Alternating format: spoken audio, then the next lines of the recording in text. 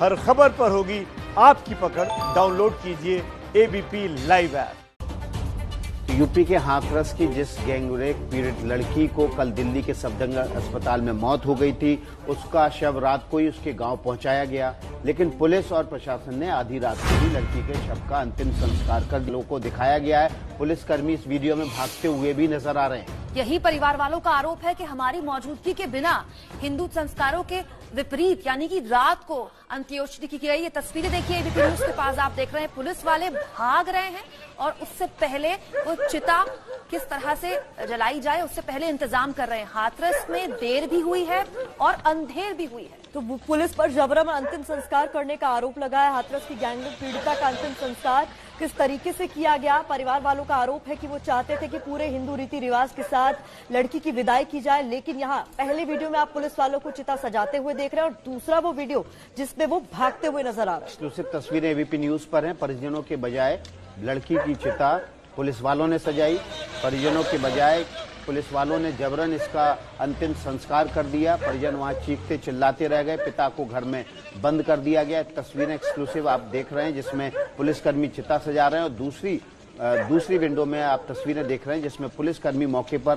भागते नजर आ रहे हैं। रेप पीड़ित लड़की की मां कह रही है कि बेटी तो चली गई, वापस नहीं आएगी, लेकिन हम अपनी बेटी को हल्दी लगाकर विदा कर दे। हम हिंदू हैं, ये हमारे संस्कारों का हिस्सा है, हमें इससे भी वंचित कर दिया गया। हमारी बेटी के अंतिम दर्शन भी हमें नहीं करने दिए। पिता ये कह रहे हैं कि हमें कमरे में बंद कर दिया और जब चिता जलनी शुरू हो गई, चिता जल गई, तब वहां जब चाचा आए कंडिया लेकर कि चलिए अब चिता जल गई है, जलती हुई चिता ही देख लें बेटी की, तब भी वहां उन्हें आने की इजाजत नहीं दी गई। तो आपको सुनवाते हैं कि मां ने क्या कहा।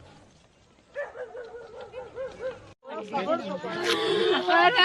कैसे करे, 16 दिन हो गए,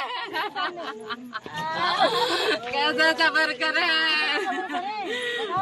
भैया। आज काम में इतनी हिम्मत है, मैं झोली में कोई भीख डाल सके तो कोई माँ को लाल है। इनमें से कौन ने अपनी माँ की कोख से जन्म लो है, कोई इतनी सी भीख डाल सकता है।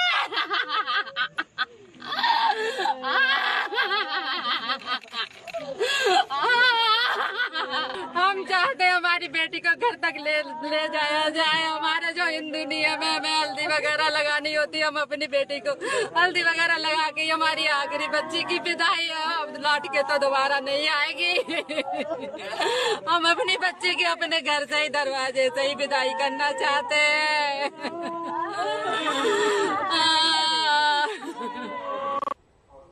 तो मां का रो रो कर बुरा हाल है। वहीं पिता ने भी कहा कि उन्हें अंतिम संस्कार में शामिल नहीं होने दिया गया, उन्हें बंद कर दिया गया एक घर के भीतर। सुनिए क्या कह रहे हैं।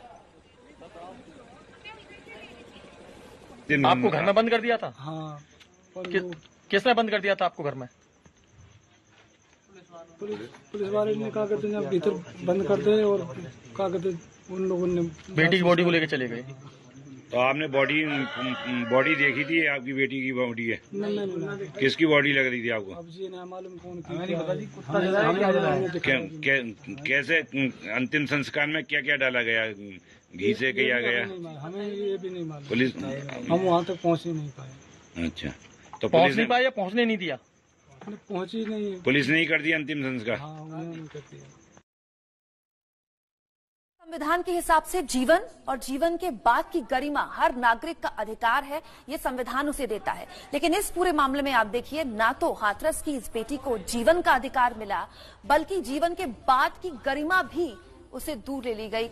इस पूरे मामले में परिवार में चाचा भी कुछ कह रहे हैं, सुनिए। हमारे परिवारजनों के साथ तो किसी के साथ नहीं किया, जो हमने मतलब जो भी किया है पुलिस ने ही किया है। अभी हम जब डेड बॉडी जहाँ जल रही थी तो हमने सोचा कि पुलिस प्रशासन यहाँ नहीं है, तो हम लोग कुछ 2-4 लोग अपने परिवार से और हम तो उसको देखने गए थे। लेकिन हमें क्या पता थी कि वहाँ जो कुछ लोग अभी फोर्स के बैठे तो उन्होंने जबरदस्ती हमारा फोटो लिया। हमने तो अपने अंतिम संस्कार के लिए 5 कंधे डाले थे। मैंने कि चलो, समझे, हम निकल रहे थे उधर से वापस में, उन्होंने कहा रुको रुको रुको, तो हमारे वो वीडियो ले लिए। अच्छा, पुलिस ने प्रशासन ने ऐसा किया? जी। मतलब ये दिखाने के लिए आपको बताया उसमें जो आपकी बेटी का अंतिम संस्कार किया गया है उसमें घी डाला गया, सामग्री डाली गई या केरोसिन डाला गया या डीजल डाला गया, क्या लगता है आपको? ऐसा कुछ नहीं है जी, अब पता ही नहीं है कि डीजल डाला कि पेट्रोल डाली, ये हमें पता नहीं। देखिए, उनके परिवारजनों के साथ और सहयोग से, उनकी अनुमति से और शांति व्यवस्था को बनाए रखने की दृष्टिगत विधिवत उनका अंतिम संस्कार कर दिया गया है और पूरे गांव और पूरे शहर में पूरी तरह शांति व्यवस्था बनी हुई। किसी तरह की कोई परेशानी आई? नहीं, किसी तरह की कोई अड़चन नहीं आई। सभी को समझाया गया और सभी लोगों ने इसमें पूरा सहयोग किया और किसी तरह की कोई इसमें दिक्कत नहीं। तो किस तरीके से लीपापोती इस पूरे मामले में की गई, इस पर तमाम तरह के सवाल उठ रहे हैं। परिवार वालों के दावे कुछ और हैं, पुलिस वालों के दावे कुछ और हैं, लेकिन तस्वीरें आप देखिए, ये देर रात की तस्वीरें सामने आई जब लड़की का आनन फानन में पुलिस वालों ने पहले चिता सजाई और फिर अंतिम संस्कार भी कर दिया और परिवार वाले ये दावा करते रह गए कि पुलिस ने उन्हें इसमें शामिल तक नहीं होने दिया। पिता का आरोप है कि उन्हें घर के भीतर बंद कर दिया गया, चाचा का आरोप है कि उन्हें पता ही नहीं है कि कब क्या कैसे हो गया, लेकिन वहीं प्रशासन अपनी इस पूरे मामले में अलग तरीके की सफाई पेश कर रहा है। तो रात में अंतिम संस्कार क्यों किया गया, ये बड़ा सवाल एबीपी न्यूज पूछ रहा है। कौन से रीति रिवाज इसकी इजाजत देते हैं?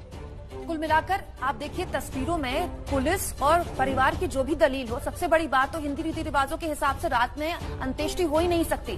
परिवार को अंतिम क्रियाओं में रहने की इजाजत क्यों नहीं दी गई? एबीपी न्यूज एक बुनियादी सवाल उठा रहा है। इसके साथ साथ हम ये भी पूछ रहे हैं कि आखिर परिवार को अंतिम संस्कार की क्रियाओं से पुलिस ने दूर क्यों रखा? तो अंतिम संस्कार पर प्रशासन और परिवार, इनके दोनों के बयान जो हमने आपको सुनाए, आपने भी सुना कि इसमें विरोध है। तो सवाल ये कि विरोध क्यों? लगातार ये सवाल पूछ रहा है एबीपी न्यूज, पीड़ित को गरिमापूर्ण अंतिम संस्कार का हक क्यों नहीं दिया गया? क्यों आखिर प्रशासन ने जबरन परिवार की बिना सहमति के अंतिम संस्कार कर दिया? मां को उसकी बेटी की अंतिम विदाई से दूर क्यों रखा गया? ये एक बड़ा सवाल है जो एबीपी न्यूज लगातार पूछ रहा है। एबीपी न्यूज सवाल पूछ रहा है कि आखिर उस पीड़िता को गरिमापूर्ण अंतिम संस्कार की इजाजत परिवार को क्यों नहीं दी गई? गैंगरेप का मुकदमा देरी से क्यों लिखा गया? ये तमाम सवाल एबीपी न्यूज उठा रहा है। पीड़ित को इलाज के लिए दिल्ली पहले क्यों नहीं लाया गया? क्योंकि उसकी हालत लगातार बिगड़ रही थी। ऐसे में सवाल ये बनता है, रेप के आरोप पर पुलिस की कार्रवाई कानून के मुताबिक आखिरकार इस पूरे मामले में क्यों नहीं की गई? रेप केस में दायित्व न निभाने वाले अधिकारियों पर क्या मुकदमा दर्ज होगा? क्या उन पर कार्रवाई होगी? क्या जवाबदेही तय होगी? ये बुनियादी तौर पर देखिए अहम सवाल है जो राज्य सरकार को देने होंगे। जबान काटने और रीढ़ की हड्डी टूटने पर पुलिस का खंडन का आधार क्या है? उस पर पुलिस दलीलें क्यों बदल रही है कि जीभ कटी तो इसलिए कटी और रीढ़ की हड्डी टूटी तो इसलिए टूटी? साथ ही पोस्टमार्टम रिपोर्ट में रेप की पुष्टि न होने के दावे की खबर लीक करने का मकसद आखिरकार क्या है? ये एक बड़ा और बुनियादी सवाल है जो इस पूरे मामले में पूछा जा रहा है। हाथरस केस से जुड़े अधिकारियों पर नए रेप कानून के तहत आखिरकार कार्रवाई क्यों नहीं? सबसे बड़ा सवाल है कि इस मामले में रेप का मामला, गैंगरेप का मामला दर्ज करने में देरी क्यों की गई और उन अधिकारियों पर अब तक कार्रवाई क्यों नहीं की गई? हाथरस में गैंग रेप पीड़ित लड़की का रात में पुलिस ने जबरन अंतिम संस्कार कर दिया। अंतिम संस्कार करते वक्त परिवार के लोग भी वहां मौजूद नहीं थे। पिता का कहना था कि उन्हें जबरन कमरे में बंद कर दिया गया। मां ने कहा कि हल्दी लगाने का भी मौका उनकी बिटिया को नहीं दिया प्रशासन ने। चाचा ने कहा कि कंडे भी लगाने थे लेकिन वो भी इजाजत नहीं मिली। हमारे साथ मौके से हमारे संवाददाता अभिषेक रावत हैं। अभिषेक, अभी क्या हालात हैं वहां? जी विकास, अभी के हालात जो है अगर हम बात करें तो यहाँ पर भारी पुलिस बल जो है तैनात किया गया है। साथ ही गांव में अभी शांत माहौल जरूर है लेकिन काफी ज्यादा जो है तनाव का माहौल है, क्योंकि परिवार न केवल परिवार बल्कि पूरे गांव में इस बात का रोष है कि जब लड़की की मृत्यु हो गई तो उसके बावजूद जो है उसके परिवार वालों को यह अधिकार नहीं दिया गया कि वो अपने रीति रिवाजों के अनुसार उसके अंतिम संस्कार को कर सके।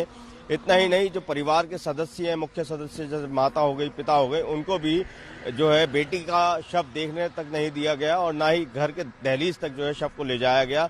सीधे पुलिस जो है वहाँ संस्कार के लिए शमशान घाट में शव को ले गई और उसके परिवार के सदस्य को भी उसमें शामिल नहीं होने दिया गया। तो यहाँ पे इसी बात को लेकर रोष है, लेकिन पुलिस बल की मौजूदगी की वजह से अभी यहाँ पर शांति कायम है।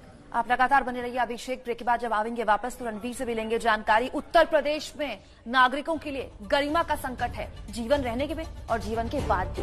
तो तुरंत लौट रहे इसी खबर पर बने हुए हैं।